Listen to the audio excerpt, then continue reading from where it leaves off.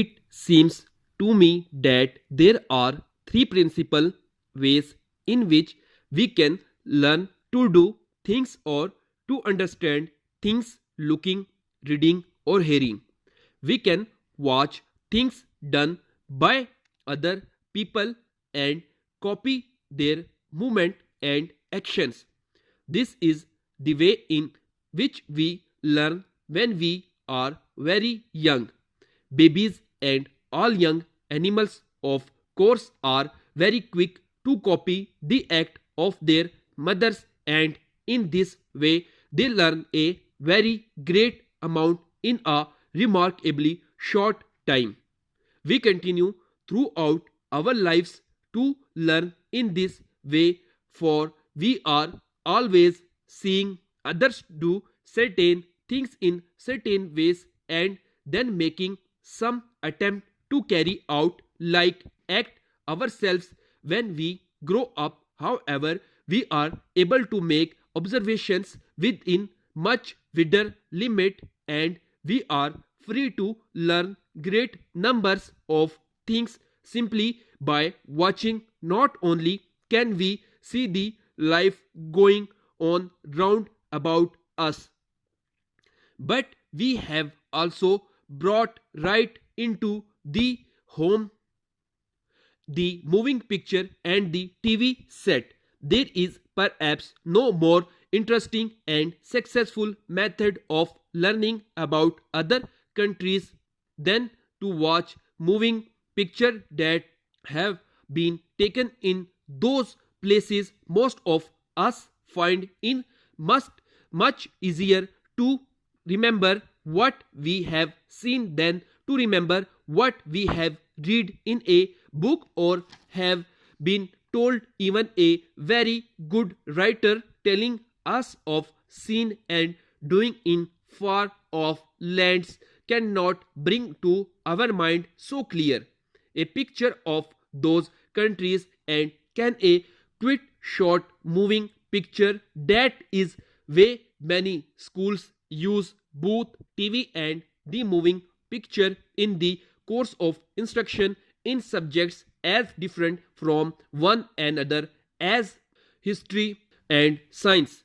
In such subjects, mere reading is not enough to give a complete picture of the material under consideration.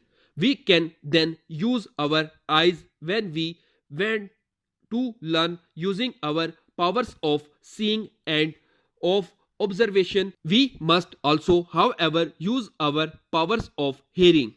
To most of us, this is a difficult way of learning, and we have often to work quite hard to master the art of learning through hearing. An exception is, of course, the subject of language, for clearly there is no better way to learn a language than to hear other people speaking it. Mere book knowledge of a language is a poor thing, for a language does not really live until it is used. When, however, we are dealing with ideas, learning through hearing becomes more difficult. We have to learn first to pay attention. How often does a teacher say, "Pay attention, please," and how necessary are the words? If no notes are being taken, the words once said have gone forever. If they live at all, it must be in the memories of those who have heard two words. When we first go to school, we think we are learning to write and to read and to do little sums, but in fact we are also learning something of even more importance. We are learning to pay attention, to hear what the teacher says and to hold it in our memories. The person who is able to pay attention is a much better learner than the person whose mind is always going off into other field of thoughts. Even though the two people may have equally good minds in other respects. Many people who attend public meeting find that their attention is not always given to the person speaking, and it is a indeed a good man or woman who can hold our complete attention for half an hour or more.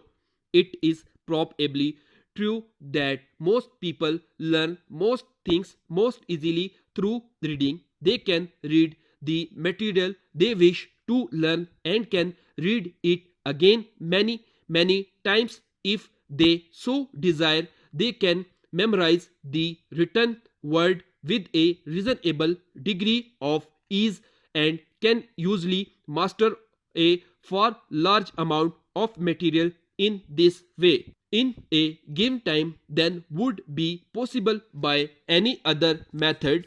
Seeing, reading, and hearing all play their part in our complete developments as we grow into men and women. Updated dictation के लिए मेरे channel को subscribe करें, like करें और मज़ीद आगे share करें।